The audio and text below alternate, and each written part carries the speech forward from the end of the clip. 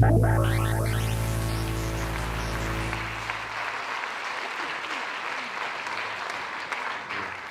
you so much, Austin, and thank you all so much for being here and showing up for Medical Curiosity. And thank you to the organizers for bringing us all together and for giving me an opportunity to speak. I have something to share with you today that's really been a long time coming. So all of us in this room, for one reason or another, are very called to work in the space of healthcare. And we've been hearing so much today about what a complex and dynamic space it is, and so full of paradoxes, right? Healthcare is a place where we can expect predictable patterns to play out, and also everyday miracles. It's a place where its core arts spring from love, yet its structures are perpetuating disparity and even violence. It is so inflated with funding, and at the same time starving to the extent it's eating itself.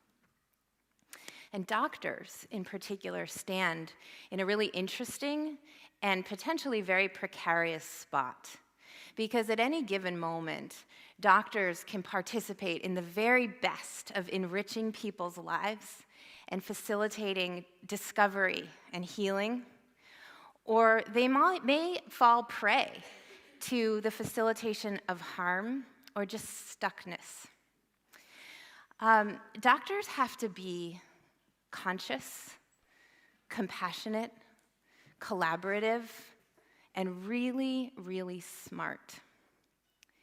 So what does this mean to be smart in medicine?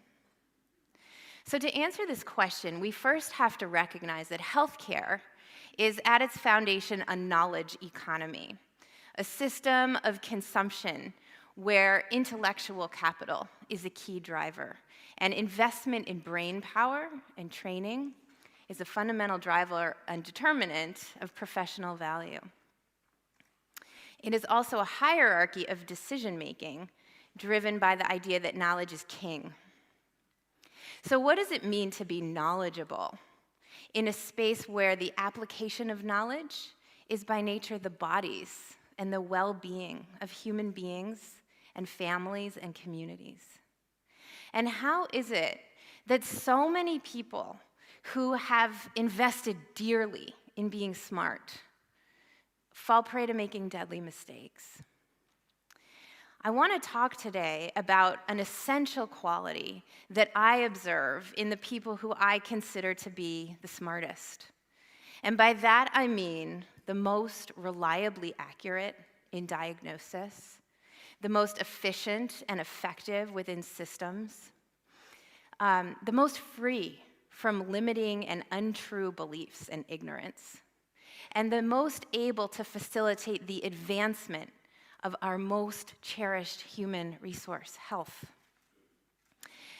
And it is not their knowledge base, although, well, what it is actually is both intricately part of their knowledge base and also completely separate from their knowledge base. And it is this: it is their approach to uncertainty. It's not about how they respond when they know.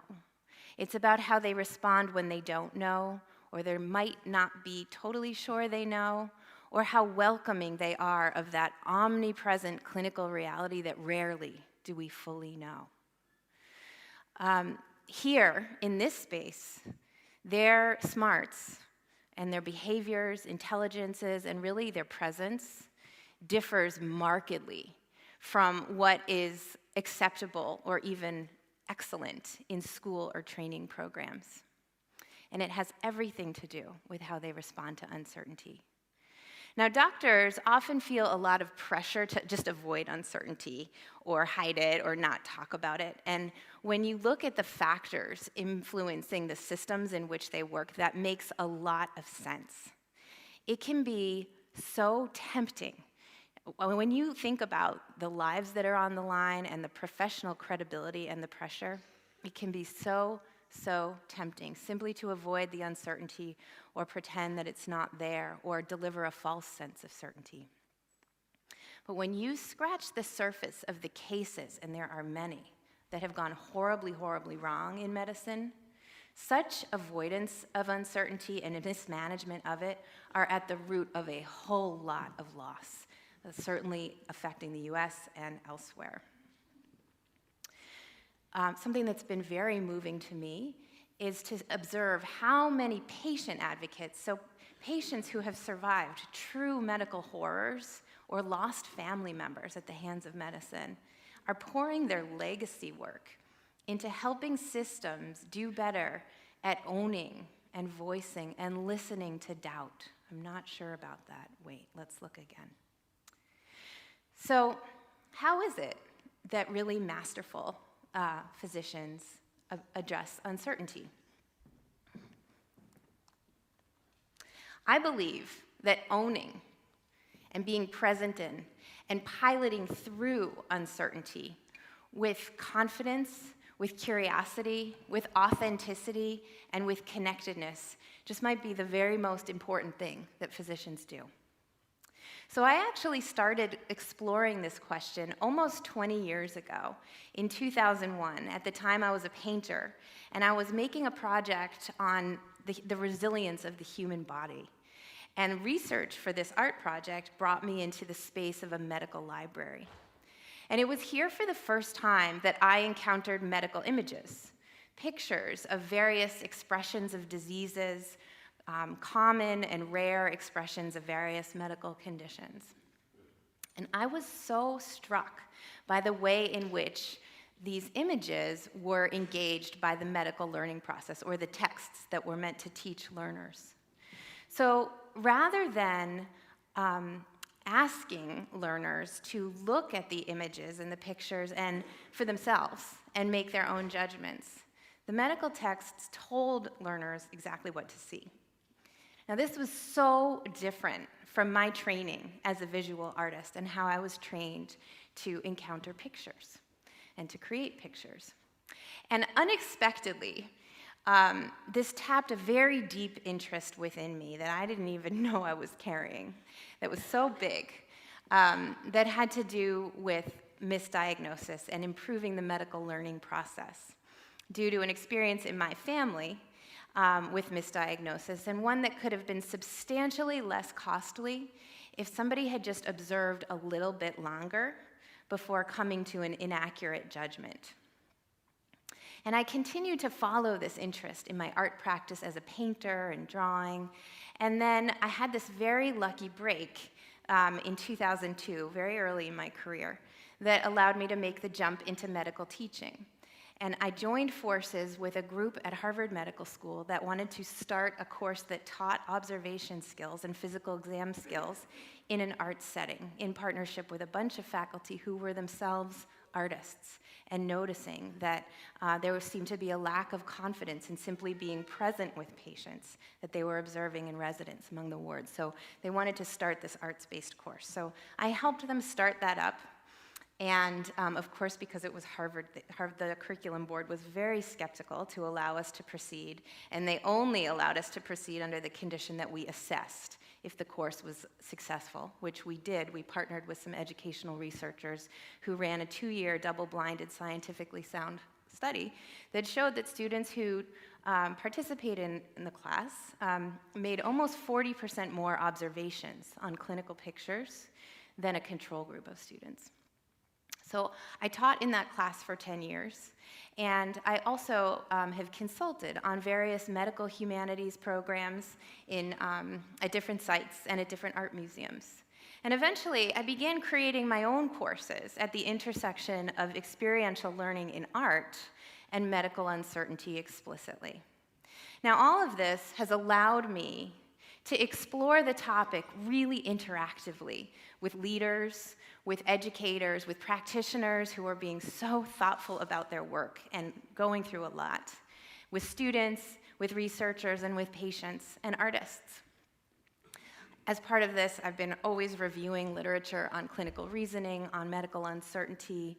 There are some incredible voices on the topic in this very room, and have participated in forums on diagnostic error, as well as being part of a national working group working across professions to determine the best standards and competencies for diagnostic safety. And let me tell you, I watch clinical encounters very closely, every chance I get. And what I'm on the lookout for is this: the rare breed of physician, and I will say too, my focus has been physicians, but really there are a lot of parties involved in the diagnosis process, and the diagnostic process of the future is a team process. So I just want to acknowledge that. But what I'm on the lookout for is the rare diagnostician who facilitates diagnosis really, really well, and also cares about its process, its art. Why? Well, what is diagnosis really? Diagnosis is the art of knowing. Diagnosis is the knowledge that helps us identify disease, but it is also the actions of that knowledge and the verbs of it, what we do with that knowledge, what we do about it and through it. That literally is the diagnostic process. And so I'm not studying these people so much as watching closely their art, their practices, and how they know what they know, and how they use what they know to facilitate the advancement of and find the appropriate next steps. There's another reason I'm really interested in these people, and that is because I observe in them qualities that are one and the same with artists, and the way in which artists approach their work and see the world. Because making art, after all, is itself an uncertain experience. It's a leap of faith.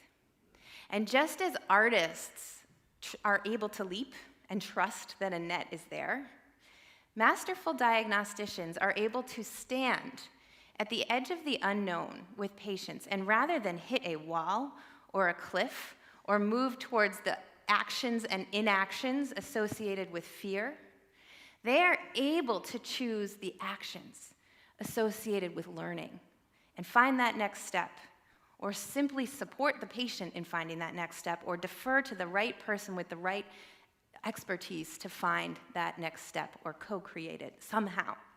So I'm really interested in how they do that. So how do they face it? I'm here to share with you my findings.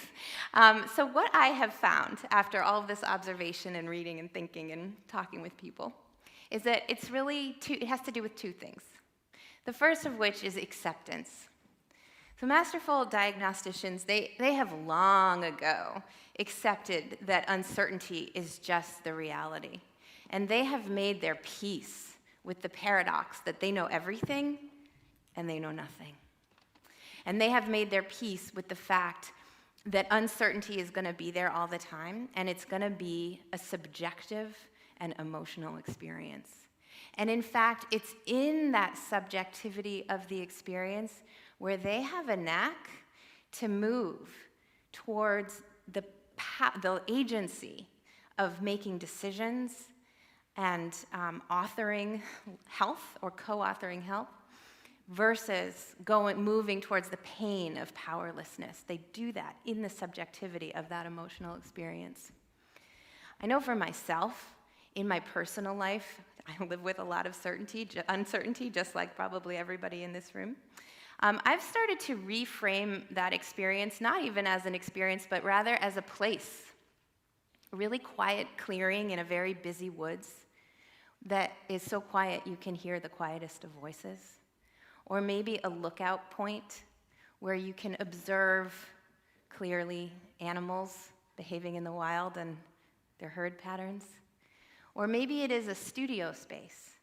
And I think that this is a powerful metaphor for doctors to think about uncertainty as a space where the bedrock of their professional value, their knowledge, the art of that knowledge is made and remade. The last and most important part of accepting uncertainty is remembering, always, and it is so easy to forget, that patients are there in the first place because they are fundamentally living in uncertainty.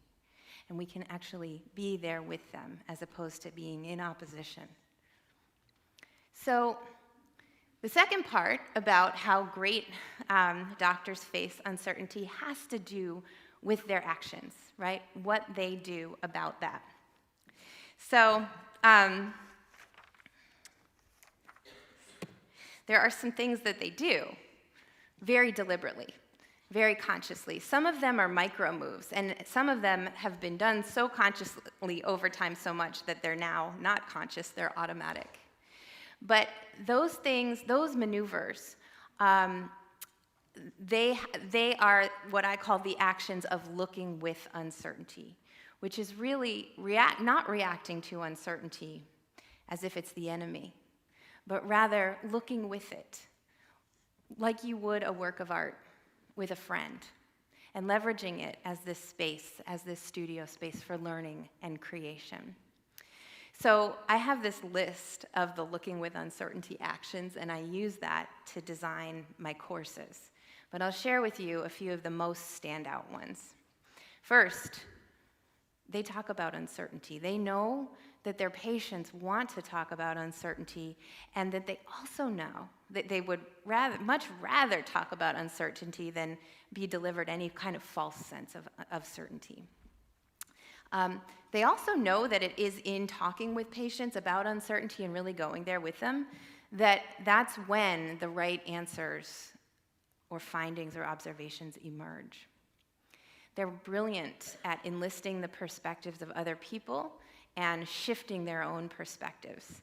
This is part and parcel to this art of really cherishing one's intuition and knowing it for the gift that it is and following it, and at the same time, checking thinking. They're quite masterful with how they use their attention, listening, observing, making contact in a range of ways, as well as using their language in very nuanced ways, such as hypothesizing language, sharing their thinking aloud, and teach-back techniques. So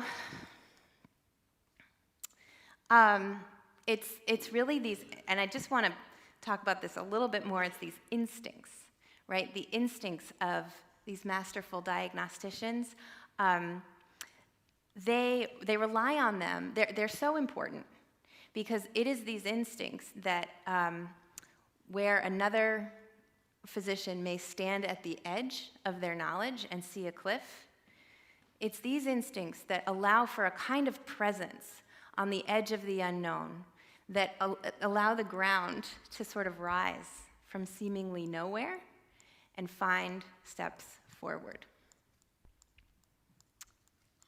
So how is it that they can find the ground? How is it that they can make that leap of faith? I have come to believe that what it has to do with is authentic confidence in action. So what does that really mean? Well, if we look at the etymology of the word confidence, confide, it means with faith.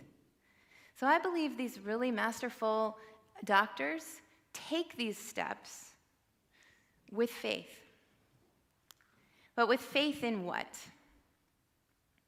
It's my hunch that that ground is made up, that soil is made up of a powerful mix of infusions of first faith in humanity, faith in what can emerge from creative acts and from improvisations and interactions with other people, faith in one's own perspective, and faith in the perspectives of others, and faith in the unique ways of knowing and of telling of the human body itself.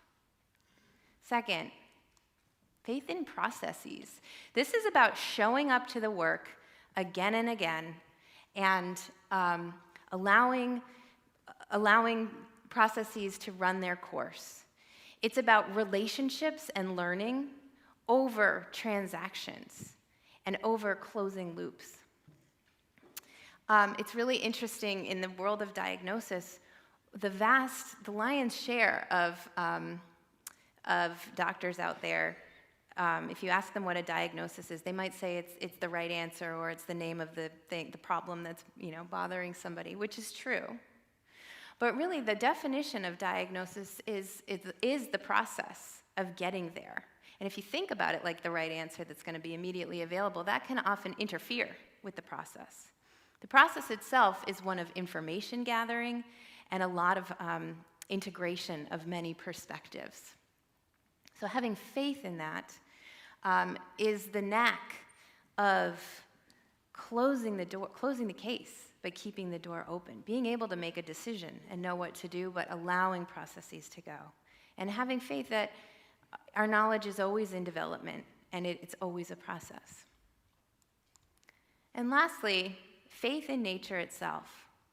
So a real appreciation for the ingenuity of the human body, of the physics and the mathematics and the biology and the physiology and the chemistry and the interactions within the ecosystems of our world. Really having an appreciation for that and working from the fundamental assumption that there is always more to see, and having faith that that assumption reliably delivers an expanded knowledge base. Lastly, having faith in nature is also being able to just kind of take a moment to glimpse the magnitudes of it all, to really sort of touch the bigness of life, and in that place find awe and action rather than overwhelm or apathy. So I've just thrown a lot of big philosophical ideas at you. And what I want to do now is give a very small sample of what it is I actually mean by all of this. So what we're going to do is just take a few moments to look together at a work of art and talk about what we see. Now, you do not need to know anything at all about this work of art in order to participate. If you think you do, or you might, that's very welcome.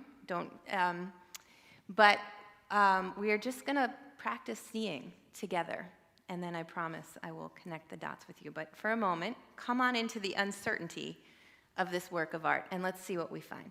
So take a moment. So what's happening here?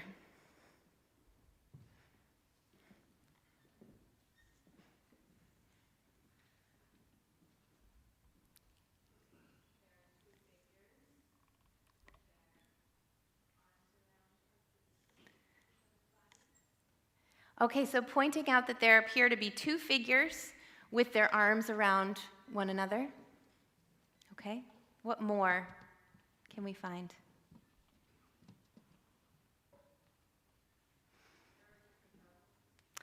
Okay, they're at different levels. What do you see that makes you say that?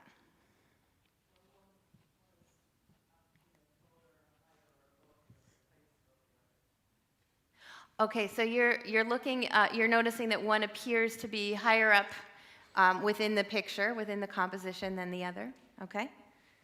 What more can we find? Different moods. Okay, what do you see that makes you say that? Okay, so I hear you looking at the expressions on the faces and sort of wondering about what that might imply about their mood and their emotional state, and noticing one appears to have a frown and the other appears to be smiling. What more can we find? They appear to be interlocked. What do you see that makes you say that?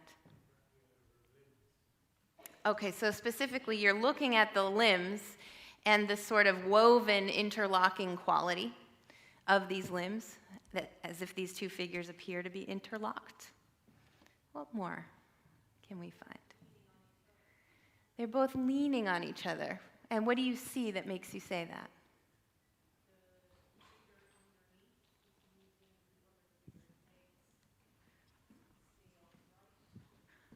Oh, okay.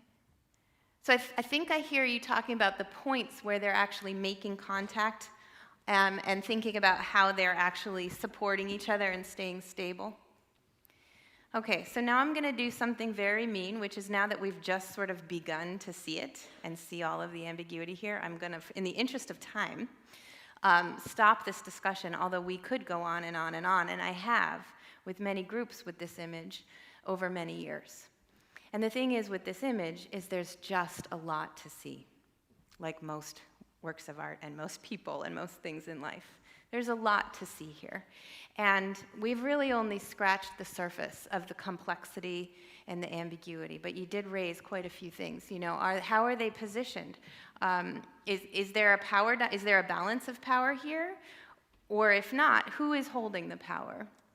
Are we looking at them stacked on one another, or could we be looking down on them in an aerial position? Is this about support and being stable, or are we sort of at loose ends here? Is there peace? There's peace, and is there conflict? Are they engaged in an act of joining or of separation? And what on earth is it that they're doing, right? Is this some kind of intimate play? Is this some kind of sport? Is this some kind of battle? Are they asleep? What on earth are they actually doing? Or is this all just kind of shapes cut out of plaster? The point I want to make to you is to have you notice look how much you just opened your eyes. Now imagine if I had told you in the way a medical text directs medical learners to learn. What if I had told you some preconceived knowledge that you're supposed to see and know? What if I had told you the title of this piece, which is The Wrestlers? You might have, imagine how much you would have missed. You would have missed so much nuance, so much complexity, the opportunity to raise a lot of questions, and you might have walked away thinking that these are wrestlers. You might have walked away thinking that these are wrestlers. You might have totally missed the opportunity to walk away thinking, wow, there's something about wrestling that has to do with life that maybe we should think about. And just think how impoverished your experience with this work of art would have been. And you might have handed it off all wrong to the next person. So I also want you to think about what I did for a moment as a teacher. I used I had faith in order to facilitate this conversation, in order to say, I don't know what they're going to say, but we're going to go there. I had faith in your humanity and the humanity of this artist and my own humanity, that we would find something. And I had faith in processes. By the way, the educational process that I was using is called visual thinking strategies. And I had faith in nature. Oh my God, it's because of nature that a human being made this work of art. And it blows my mind every single time. And I used a lot of those concrete actions, those acts of faith, right? I used forcing strategies. What do you see that makes you say that? When somebody said an interpretation, I asked you to use think aloud techniques and share your thinking and reasoning. I used hypothesizing language so that people could change their mind and we could together co-create knowledge and find that pathway forward. So, what does all of this mean for this challenge of being smart in medicine? I believe that being smart in medicine means the same thing as it has always meant. It means being really fortified in the knowledge itself and really strong and skilled in the art of knowing. As access to knowledge and technology radically shape healthcare, and I think really importantly, dynamics between knowledge holders, and also as knowledge itself becomes more susceptible to untruths, we need to be as strong as possible in the art of knowing. So if knowledge is king, in the healthcare of tomorrow, the art of knowing is God. And this is where patients are really going to need their doctors most.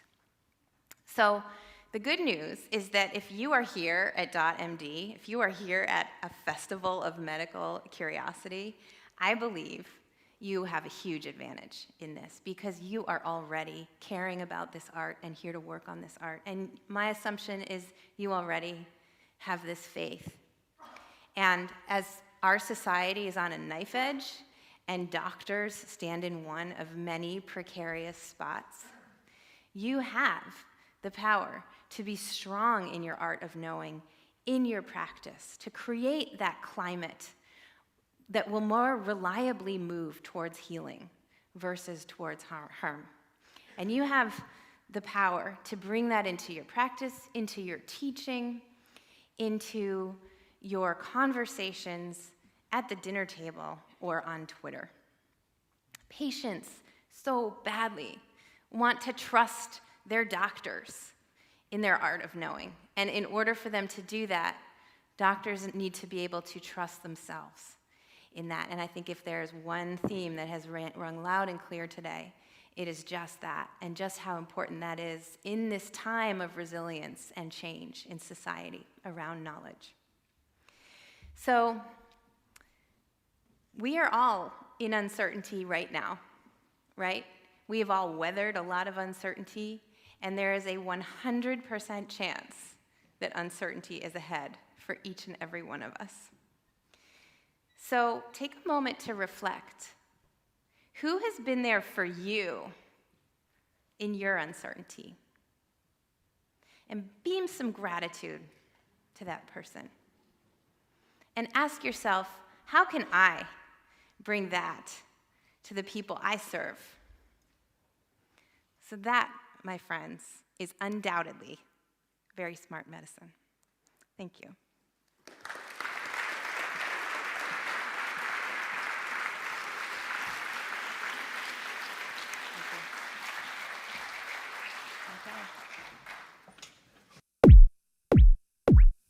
Okay.